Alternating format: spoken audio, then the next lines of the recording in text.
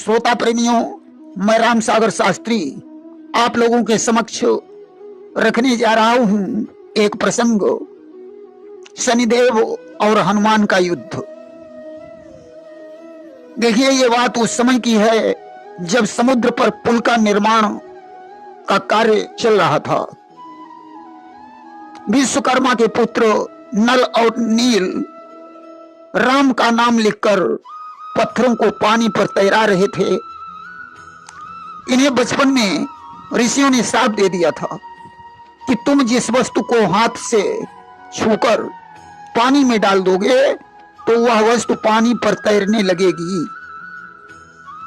इसलिए पत्थरों को पानी पर तैराने का काम नल और नील कर रहे थे कि नल और नील चतुर दो बानर अपनी कला दिखाते थे। राम नाम लिखकर पत्थर को पानी पर तैराते थे। रावण के अभिमान को नष्ट करने के लिए भगवान राम को समुद्र के पार जाना था। इसलिए 1200 किलोमीटर लंबा पुल बनवाने की जरूरत थी कि रावण का अभिमान घटाने पार समंदर जाना था। 1200 किमी का उनको पुल बनवाना था। आज उस पुल को बनवाने में एक गिलहरी भी सहयोग कर रही थी कि समझ रही थी हृदय में अपना शुभ संयोग।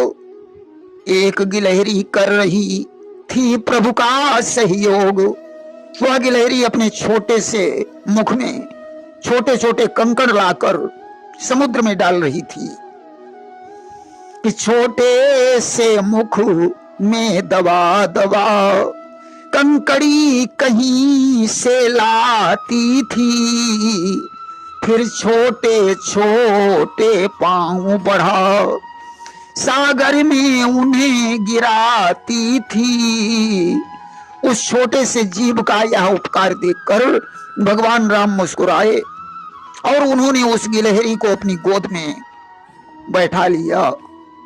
बड़े प्रेम से उसके शरीर पर अपना हाथ फिराने लगे कि छोटे पशु का सहयोग देख भगवान राम मुस्काए हैं। झट उसको गोद उठाए लिया, तन पर निज हाथ फिराए हैं। हाथ फिराने से भगवान राम की उंगलियों से उसके शरीर पर रेखाएं बन गई। ये रेखाएं आज भी गिलहरी के शरीर पर पाई जाती हैं। ये रेखाएं भगवान राम की उंगलियों से बनी हैं। एक दिन भगवान राम ने विचार किया कि जब मेरे नाम के पत्थर पानी पर तैरने लगते हैं तो क्या मेरे हाथ का पत्थर पानी पर नहीं तैरेगा। आज लीला करने के लिए शाम को जब पुल के निर्माण का काम बंद हो गया तो राम ने अपने हाथों से एक पत्थर उठाया और ज्यों पानी में डाला, पत्थर डूब गया। कि प्रभु ने लीला करने के ही तो एक पत्थर हाथ उठाया है। ज्यों डाला त्यों ही डूब गया, जल पर न तनिक ठहराया है। हनुमान जी राम का यह कृत्य देख रहे थे। पत्थर के डूबने पर हनुमान जी हंसे और उन्होंने कहा, प्रभु, पत्थर को तैराने की शक्ति सिर्फ आपके नाम में है, आप में नहीं। कि महावीर यह देख कर हंसने लगे तुरंत। यह तो केवल नाम की महिमा है भगवंत। जिसको आप पकड़ें उसे छोड़े नहीं, जिसे आप पकड़कर छोड़ देंगे वह तो डूब ही जाएगा। कि जिसको तुम थामे रहो नाथ, भव पार वही हो जाएगा।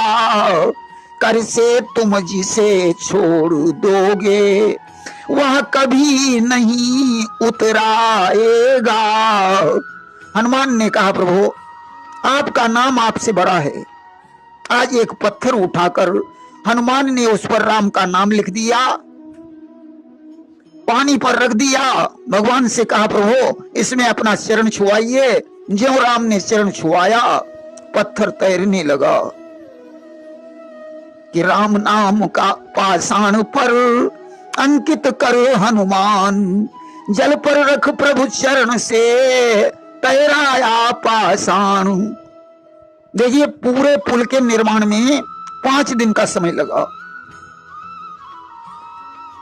कि 14 योजन प्रथम दिन, दूसरे योजन 20, तीजे दिन निर्मित हुआ पुल योजन 21।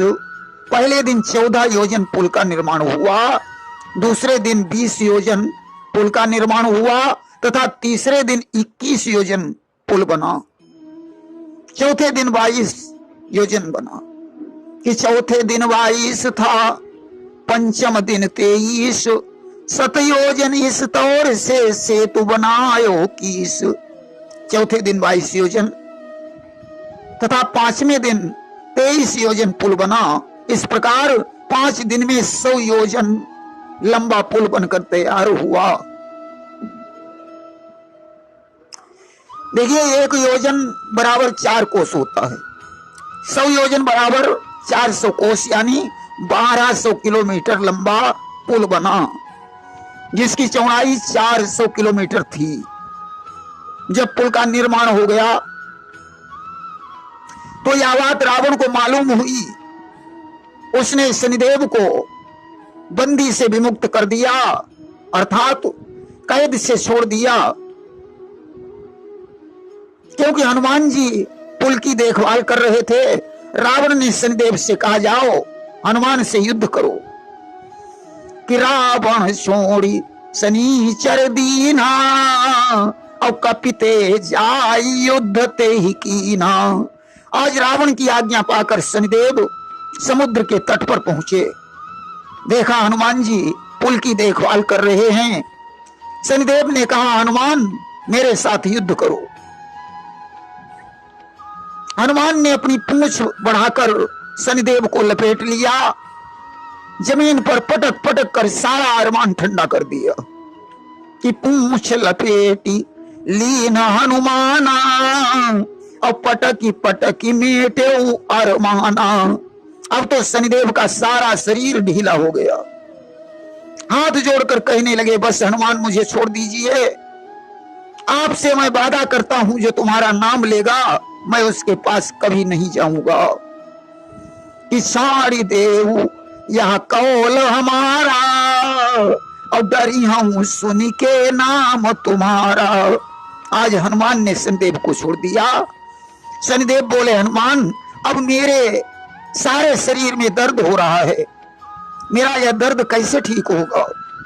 कि दर्द मुक्ति की दवा बताओ, और कहा कपि कड़ुओ तेल लगाओ। हनुमान ने कहा तुम्हारे शरीर में शरीर का दर्द ठीक हो जाएगा, जाओ कड़ुआ तेल लगाओ। इसीलिए शनिवार के दिन जो शनि के ऊपर तेल चढ़ाता है उस पर शनिदेव बहुत प्रसन्न होते हैं। कि जो दर्द दिया बजरंगी ने उसमें राहत पहुंचाता है।